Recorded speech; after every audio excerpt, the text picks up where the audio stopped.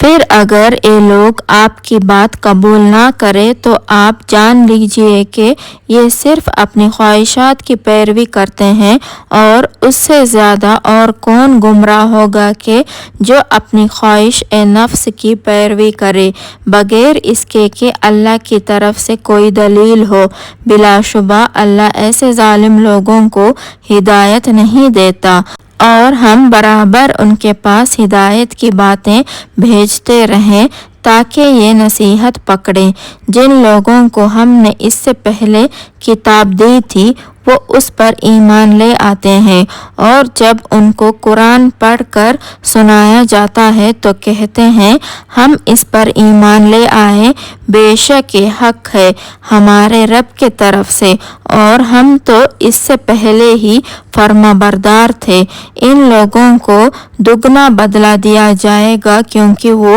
صبر کرتے رہے ہیں اور بھلائی سے برائی کو دور کرتے ہیں، اور جو ہم نے ان کو دیا ہے اس میں سے خرچ کرتے ہیں، اور جب کوئی بیہودہ بات سنتے ہیں تو اس سے منہ پھیر لیتے ہیں اور کہتے ہیں کہ ہم کو ہمارے عمل مبارک اور تم کو تمہارے عمل مبارک، سلام ہو تم پر، ہم جاہلوں کے کشتکار نہیں۔ اے اللہ کے نبی، آپ جس کو چاہیں اسے ہدایت نہیں دے سکتے، بلکہ اللہ ہی جسے چاہتا ہے ہدایت دیتا ہے، وہ ہدایت پانے والوں کو خوب جانتا ہے۔ اور یہ کہتے ہیں کہ اگر ہم بھی آپ کے ساتھ ہو کر ہدایت کی پیروی کریں تو ملک سے اچک لیے جائیں۔ کیا ہم نے ان کو حرام میں جو امن کا مقام ہے جگہ نہیں دی، جہاں ہر قسم کے میوے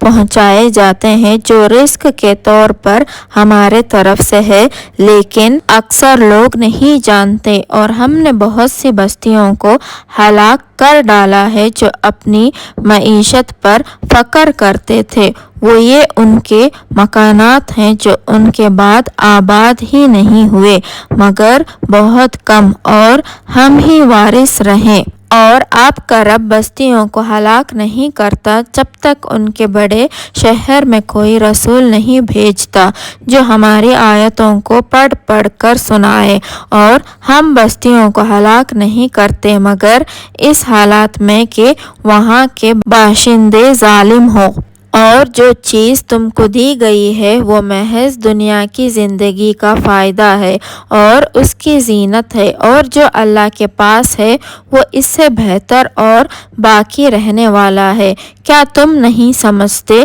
کیا جس شخص سے ہم نے اچھا وعدہ کیا ہے پھر وہ اس کو حاصل کرنے والا ہو تو کیا وہ اس شخص کا سا ہے جس کو ہم نے دنیا کی زندگی میں فائدے سے بہرہ مند کیا، پھر وہ قیامت کے روز ان لوگوں میں ہو جو ہمارے روبرو حاضر کیے جائیں گے۔